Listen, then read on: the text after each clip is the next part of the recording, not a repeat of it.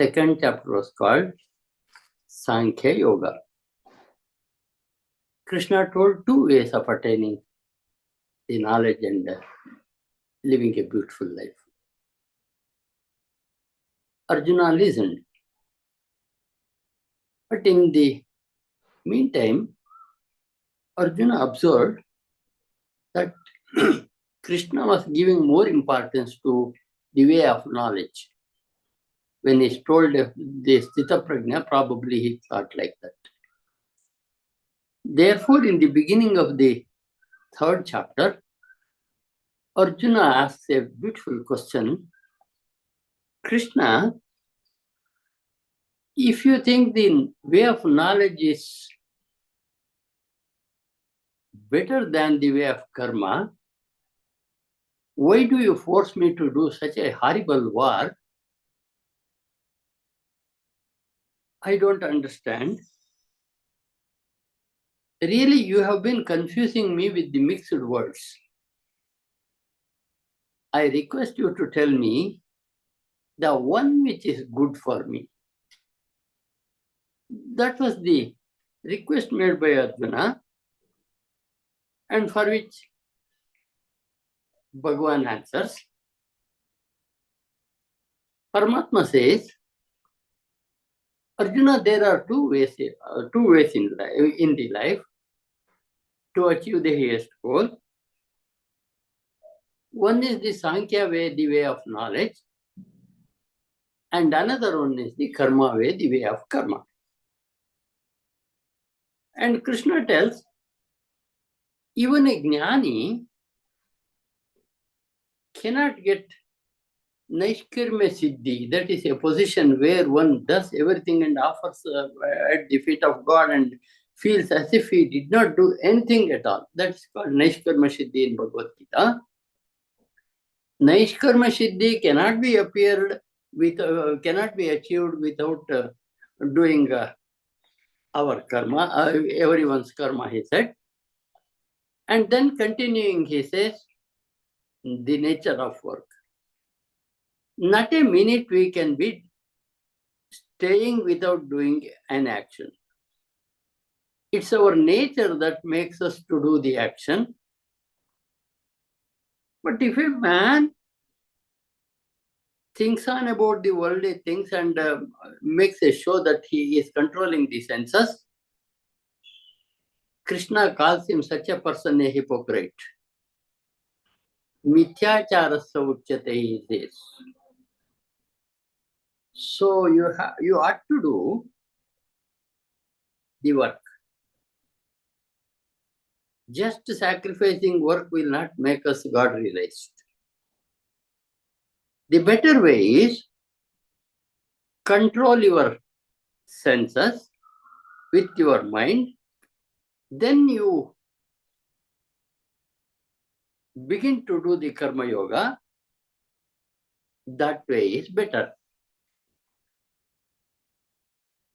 If we do not do the work that you ought to do, you will not be able to maintain your body also. Sharira yatra will also cannot also be completed without doing work. The best way to do the karma according to Krishna is to do it for yajna. One of the greatest concepts in Bhagavad Gita, yajna means that which we offer to gods. As we already know, in tradition, they offer some havis to the god in an yajna. But for Krishna, all that we do for the good of the society is yajna. Arjuna fighting a war is nothing less than yajna. So he says, yajnartat karmano netra lokoyam karma bandhana. Do your work for the sake of yajna, that is offering for the highest. Otherwise, you will be bound by the karma. And then Krishna proceeds to say, Brahma created this universe with yajna, that is with work. We all can understand that he could have created it otherwise. It would have been sufficient if we breathed and had everything that we wanted. No. We have to get to work, we have to earn our bread and make a living. So Brahma created this universe with work. And then he said, this work is the Kamadhenu for you. And that will make you to get whatever you want. And then, when that being the case, whatever God has given you, offer it back to him and be relaxed. Every day duty we do, at the end of the day, say Krishna Arpanamastu for what all you did and just be relaxed. If you do not offer what you do to God, Krishna said, you are really a thief. So, stena eva saha, he says.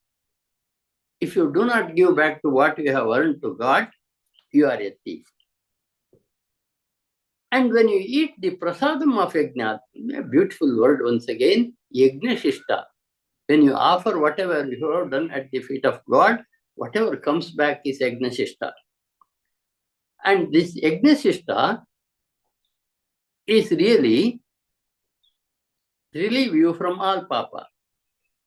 Those who do their work, that too for the good of the society, and offer at the feet of God, and do not have the ego that I did so much and so on, that is an yajna, and he will not be bound by karma. And continuing that, Krishna says a beautiful cycle of how the things were created. Annad bhavanti bhutani, he said. When there is food, there will be living things. And when there is rain, there will be food. When there is yajna, the maintenance of the nature will be possible. And then ultimately, all this has come from Akshara, that is the cosmic consciousness.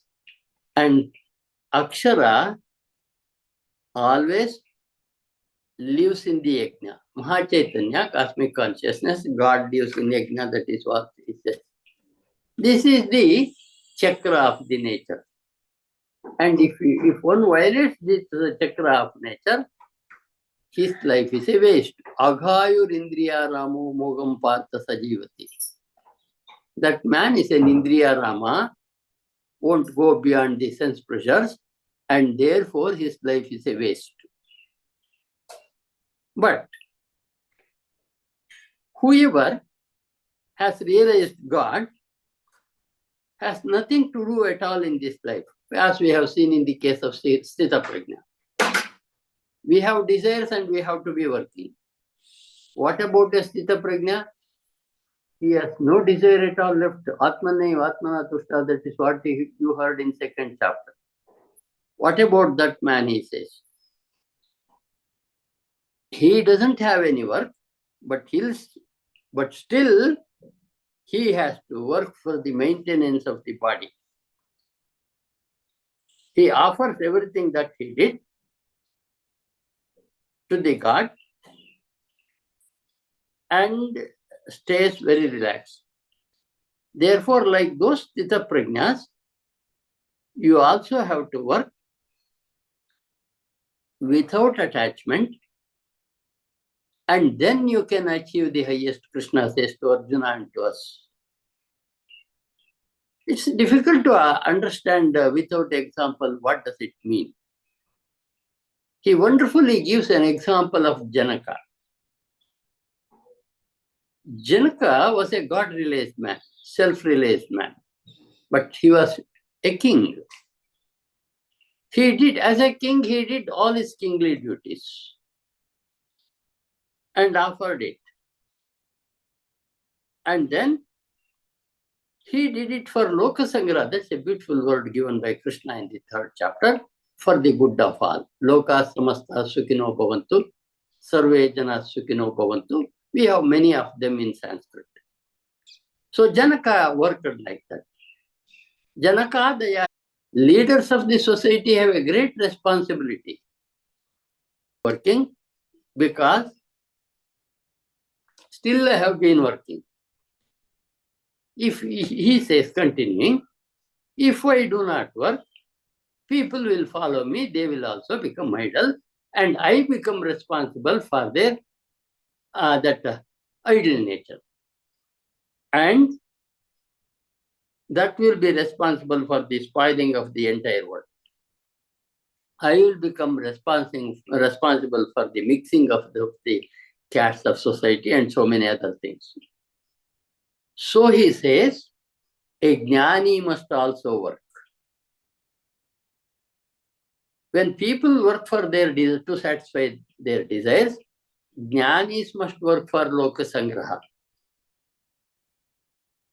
Everybody works for his or her desires. They offer something to the God expecting some result. But jnani, he has everything that he wants. There is no need of anything, but he cannot be idle. He must also work. And jnanis have to work for the loka sangraha, for the good of people. And Krishna gives a warning. For those who do the work for getting some benefits, you should not disturb them. Let them be doing that. Till they come to the Jnana Marga, they will be doing that. But Jnani ought to work. We work because there are 3 gunas in each one of us. The gunas work, not Shivaswami works, not Shilpa works, not Kannan works, or anybody works. The work goes on with the guna that we have in us, he says. But only a man with ego thinks that I work. Ahankara vimodatma kartahamiti manyate. A man with ego thinks that I am the doer of the action. Krishna says it is not so. The guna in you is the doer of the action. And then the man of knowledge, understanding this principle, guna works in him, he will be always relaxed with an idea, guna guneshu vartante. Gunas work according to guna. I am not the doer of the action. The jnani is always undisturbed. Guna guneshu vartanta iti matva na sajjate. He is not attached at all. That is the nature of a jnani, he says again. And again he says, don't disturb those who do the work for getting some benefits. But the best way is, offer everything you do to me. Mai sarvani karmani sanyasya atmajayasya nirashir nirmamo bhutva yudhyasya vigatacharaha. Offer all you do to me. And he is asking Arjuna to fight with this view. Yudhyasya vigatacharaha, he says. Don't have confusion, don't have fever, fight back. Krishna doesn't forget that Arjuna is trying to fight back the war in Bhagavad Gita. If we forget Arjuna and try to read Bhagavad Gita, we definitely misinterpret it. Often he says, fight back. Yudhyasya vigatacharaha, he says. And then he says, this is my definite opinion. Those who follow this opinion will not be bound by their karma. But one who doesn't care for the words of Krishna, they are the people who do not come up in life at all. Vidhi nashtana chetasaha. They don't have an understanding of the world at all. They are the people devoid of discrimination between the good and bad and any other things. And another warning he says, the Prakriti in each one of us make us work. Nobody can think that I will not be working at all because the nature in us makes us work. But work will go on. Don't be attached. Tayorna Vashama Agachet, Krishna says to Arjuna and to us. Desires are good. Don't be an addict. Desires can be satisfied in the right way, but don't fall a prey to the desire. That's the better way, he says. And then he says, it's your swadharma to fight. Every one of us are made for a particular action. That action to which we are made is what is called our swadharma. This swadharma concept is a beautiful concept in Bhagavad Gita. If you are doing a work of your swadharma, you will see the timelessness in the work that you have been doing. If you are doing some work which is not your swadharma, half an hour would look like ages for you. So boring the life would be. Therefore, he says to Arjuna, Shreyan Swadharma Vigunaha. Even to die in your swadharma is better than trying to follow another man, not becoming that man. You won't be yourself also. That would be the total loss of a person. Therefore, Swadharme Nidanam Shreyaha. He says to Arjuna, you are a Kshatriya, you can die in the war field, there is nothing wrong in it, but follow your Swadharma. It's an advice extended to all. All of us are not made to go and work in the war field. We have been in our own places where we have to do certain work of our own. That's also our Swadharma. If it gives us joy, that is our Swadharma. If it doesn't give joy, we have taken some work which is not ours. So he says so much about the Swadharma. When Arjuna listens this, he gets a wonderful question. Krishna, tell me how sometimes people act as if they are drawn by force to do an evil action. Why so? That is, why do people do the evil as if they were drawn by force, he says. A beautiful question Arjuna asks for me and you. Krishna says, this is because of our kama and krodha, desire and anger. This desire and anger in life cannot be fully satisfied at all. Desires are of that nature, kama, the desire are that nature. You cannot overcome them by satisfying them. We can only overcome desire by understanding them. It is Mahashano Mahapapma, he says. Feed any amount, it will still be hungry. And it is a papi, he says. It's an evil force in you, he says, overcome it. It is covered as if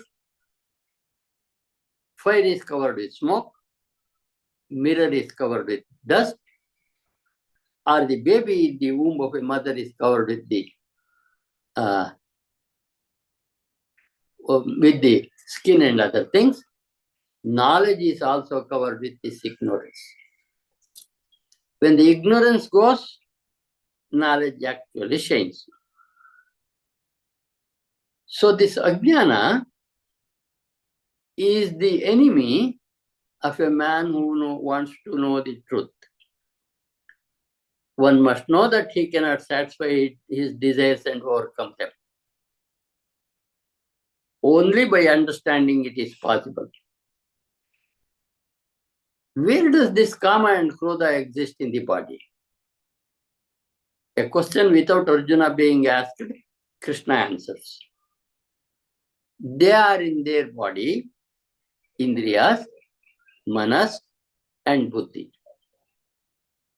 5 sense organs, manas and buddhi are the place. Staying there in each one of us, it will delude us from seeing the truth, seeing the knowledge. Jnanam avrtya dehinam. It will delude us from seeing what is the truth. Therefore, what Arjuna is told is, first of all, control your mind. Try to control your mind. Try to understand the problem. You kill that puppy with your understanding, he says. It spoils our jnana and vijnana. Knowledge and the experience are spoiled by this kama and krodha, he says. And then he says, almost at the conclusion, Indriyas are strong. Stronger than Indriyas is the manas. Stronger than manas is buddhi. Behind all the truth exists Saha, he says, that Saha is nothing but Atman. Our aim is to realize Atman. Therefore, he says, you have to realize that Saha, that Atman. Understanding all this, he says, Evam Buddhe Param Buddha, the highest to be known is this one. Understanding all this, Krishna tells Arjuna, Jahishatrum Mahabaho, kill the enemies, Arjuna, he says. Now the enemy is not the Kauravas outside, but the enemy is in ourselves. That kill that enemy in yourself, that is Kamarupam Durasatam. In the form of desire, it exists in us, and which is not easy to win over. So kill the desire by understanding them and fight back. That is the advice given to Arjuna in the 3rd chapter by Krishna. You listen to this summary once or twice or thrice or as many times as possible. You can also follow the shlokas. I have tried to give the